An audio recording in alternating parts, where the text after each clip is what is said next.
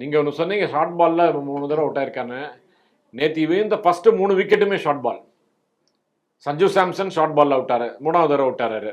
Abhishek Sharma short ball out ஆனாரு. Brilliant catch அவர் இவர் ஆர்ச்சர் ஓடி போய் ரொம்ப பிரில்லியன் கேட்ச் அது. Suryakumar Yadav short ball out ஆனாரு. ஃபர்ஸ்ட் 3 விக்கெட் 3மே ஷார்ட் பால், 3மே இதுமாரி எதிர்பார்க்காத ஒரு ஒரு disappointment show by India. And Sanju Samson 3 innings failure. Captain Suryakumar Yadav SKY 3 successive failure. பார்த்தோன்னா நம்ம இதே பேட்டர்ன் போயிட்டு இருக்கு இந்தியா.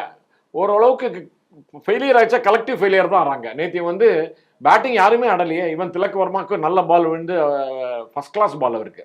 அன்பிளேயபிள் பால் ஃப்ரம் இல்லை திலக் வர்மாக்கு ரஷீத் பவுலிங்கில். ஓரளவுக்கு ஸ்பின்னருக்கு அசிஸ்ட் பண்ணுற விக்கெட்டில் ஒரே ஸ்பின்னர் வச்சுட்டு நம்மளுடைய மெயின் பேட்ஸ்மேனை நல்ல பால் போட்டு தூக்கினதுக்கு அப்புறம் இந்தியாவில் கம்பேக்கே வர முடியல. ஒரே ஒரு விக்கெட்டை வச்சுட்டே அவங்க நம்மள இந்தியா ஒரு ஆட்டம் ஆட்டிட்டாங்க. அது அது என்ன காட்டுறது நமக்கு? இந்தியன் பேட்டிங் டெப்த் இல்லை, இந்தியன் பேட்டிங்கில் கான்ட்ரிபியூஷன் இல்லை, ஃபுல் கான்ட்ரிபியூஷன் இல்லைன்னு தெரியுது. இது ஒரு கவலைக்குரிய விஷயம். அதை இந்த support staff, coaching staff and support staff have to address it.